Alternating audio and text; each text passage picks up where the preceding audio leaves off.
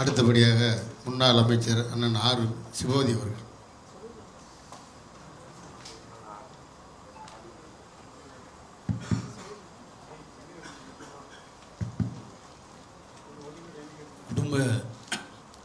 குடும்ப இணைப்பு விழாவில் தலைமையேற்று நடத்தி கொண்டிருக்கின்ற இன்றைக்கு தமிழகத்தை நல்ல நேர்மையான வழியில் முதலமைச்சராக இருந்து வழிநடத்தி கொண்டிருக்கின்ற தளபதி அவர்களின் போர்படை தளபதிகளாக இன்றைக்கு இருந்து தலைமையேற்று நடத்தி கொண்டிருக்கின்ற கழகத்தின் பொதுச் செயலாளர் மரியாதைக்குரிய மாண்புமிகு அமைச்சர் அண்ணன் ஆனந்த் அவர்களே, அருமை அண்ணன் மரியாதைக்குரிய போக்குவரத்துறை அமைச்சர்,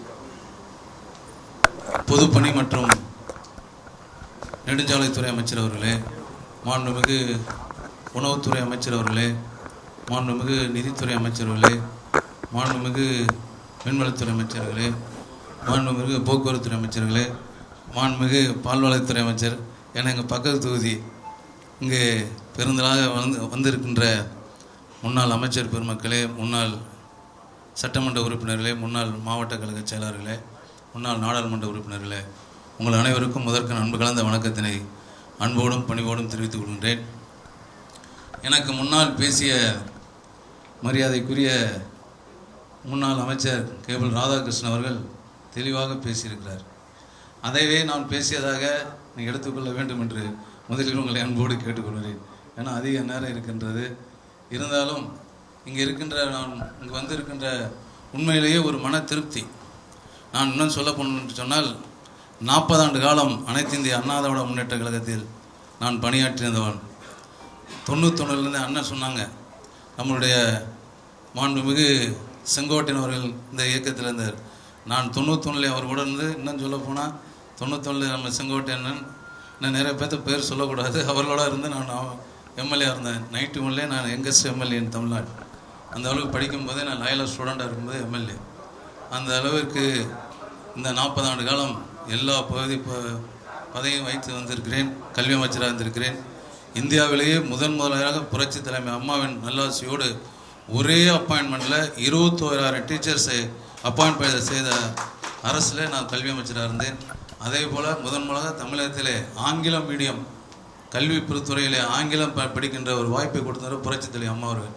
இதெல்லாம் எதற்கு சொல்ல என்று சொன்னால், 40 ஆண்டு காலம் இந்த இயக்கத்தில் தொண்டனாக இருந்து, சட்டமன்ற உறுப்பினராக இருந்து, அமைச்சராக 2 முறை இருந்து, எல்லா முறையும் பார்த்திருந்த எங்களுக்கெல்லாம் இப்பொழுது ஒரு நல்ல திருப்தி. இப்போ ஒரு 4 மாதமாக நாங்கள் எங்கே செல்லலாம், என்ன செய்யலாம், எப்படின்னு இருக்கின்ற பொழுது நம்முடைய தமிழகத்தில் இன்றைக்கு நல்லாட்சி நடத்தி கொண்டிருக்கின்ற நம்முடைய புரட்சி தளபதி அவருடைய நல்லாட்சி எங்களுடைய மனத்தை நல்ல கவர்ந்திருக்கிறது.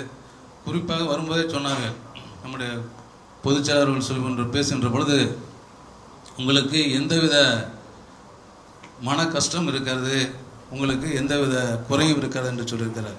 நாங்கள் எதையுமே முதல்நிலை பார்க்கின்ற பொழுது சொன்னோம், நாங்கள் எதையுமே பார்த்து வரவில்லை.